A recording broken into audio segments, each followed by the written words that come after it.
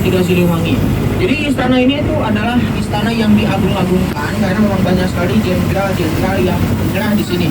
Salah satunya adalah Raffles ya. Jadi orang-orang Belanda percaya kalau bangunan ini sakral. Akhirnya dibuat sebuah patung menghadap ke kawasan ini. Namanya patung Pastur Verbrugge. Patung tersebut berada di dalam taman tertua ketiga bernama Mountain Park.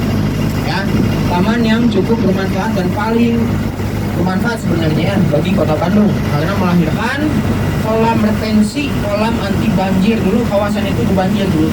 Nah, makanya dibuat kolam retensi di kawasan Taman Maluku, akhirnya air masuk ke dalam kolam tersebut.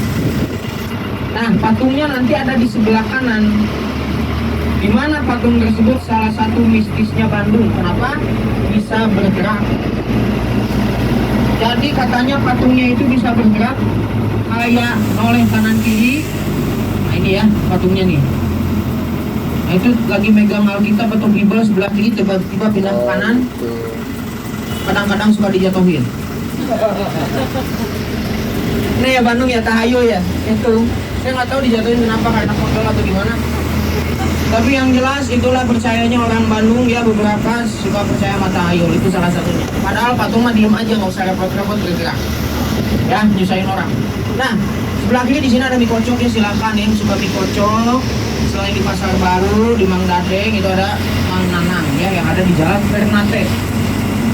Oke, nanti seberang dari Taman Maluku itu ada gor tertua di kota Bandung, namanya Gor Saparua ya. Nah ini gornya itu sangat bermanfaat bagi tentara Belanda. Apa manfaatnya? Tempat latihan baris berbarisnya tentara Belanda. Makanya di sini kawasan militer.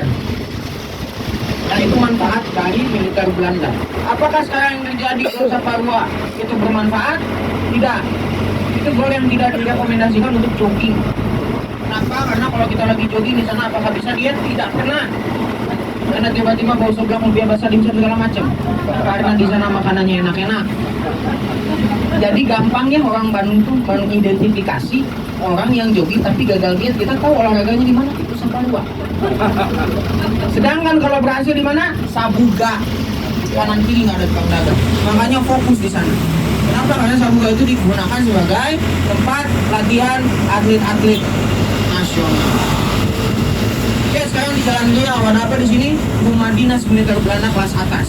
Contohnya, nih yang jadi Puma Outlet. Kalau tidak ada Puma Outlet ini ya, atau tembok warna hitam, ini kelihatan bangunan Belanda asli, rumah Belanda asli. Ya itu contoh rumah dinasnya. Tapi kalau ini sebelah kanan Heritage Factory Outlet, dulunya gedung serbaguna, sehingga kita bisa lihat itu ada seperti pilar-pilar, seperti kuil Parthenon yang ada di Yunani.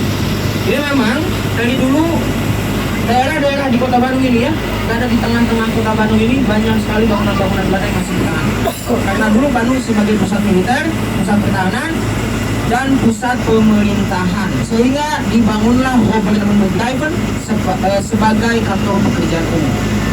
Nah, orang Bandung sulit mengatakan Gouvernementsbedrijven, akhirnya melihat fisik bangunannya seperti sate di atasnya, yang kita sebut sekarang gedung sate. Ya, kenapa disebut gedung sate? Karena melihat visualnya. Ada sate di atas yang memiliki filosofi ya, tapi di atas itu sebenarnya bukan sate, itu penangkap petir ya, tapi memang menyerupai sate. Nah itu punya filosofi, nanti kita akan lihat. Nah sebelah kiri ini ya, gedung sate ini luasnya kurang lebih 2,7 hektar, dibangunnya selama 4 tahun ya, dari tahun 1920 hingga 1924, dan menjadi bangunan pertama di Indonesia yang punya basement. Ya, kita lihat dulu satenya yang ada di atas. Ya itu kita bisa lihat ada bulatan-bulatan ya. Jadi bulatan tersebut adalah jambu air. Kenapa jambu air? Karena Bandung memiliki tanah yang subur. Jumlahnya ada berapa? Ada 6. Kenapa harus 6? Biaya pembangunannya 6 juta gulden, setara dengan 48 miliar rupiah. Basementnya di mana Kang? Sebelah timur dari gedung sate. Jadi apa sekarang? Museum Pos Indonesia. Jika kita masuk ke Museum Pos Indonesia tidak dibatasi 15 orang. Kenapa? Karena sempit dan kecil. Ya makanya dulu museumnya memang sangat sempit sekali, sangat kecil sekali. Ya, tiket masuk untuk Museum Pos Indonesia gratis. Ya karena apa? Apakah karena sempit kecil? Ternyata karena angker. Ya makanya di Bandung itu tempat wisata angker pasti gratis. salah satunya Museum Pos Indonesia. Makanya kalau kita mau wisata di Bandung nggak bayar, hati-hati, pulang aja cari yang bayar. Ya, ini demi keselamatan. Jadi kita bisa menentukan juga tempat wisata yang aman atau enggak itu dengan cara bayar tiket di Bandung. Ya, gampang. Nah, kita akan masuk kawasan Jalan Citarum. Ada apa di Jalan Citarum? Tempat di mana tentara-tentara Belanda menetap. Ya, seperti apa? Seperti rumah-rumah dinas militer Belanda kelas menengah ke atas dan base camp-nya. Jadi markas tentara Belanda itu ada di Jalan Citarum. Nah, markasnya itu jadi apa, Kang? Sebuah sekolah SMAN 20 Bandung. Makanya secara bangunan SMA 20 Bandung itu bangunan cagar budaya nih sebelah kiri. Ya, jadi ini pernah jadi markas tentara Belanda, lalu tempat penyekapan tentara Belanda oleh tentara Jepang, pernah jadi SPG, SGA, dan sekarang dikenal dengan SMAN 20 Bandung. Tetapi berbeda dengan anak milenial dan Gen Z, itu menyebutnya apa? Tuh, sekolah Dilan. Saya tegaskan itu bukan sekolah Dilan, itu tempat syuting Dilan. Ya, karena Dilan nggak pernah sekolah, dia tawuran. Nah, makanya kita lihat secara bangunan itu memang cagar budaya golongan B. Golongan B itu apa?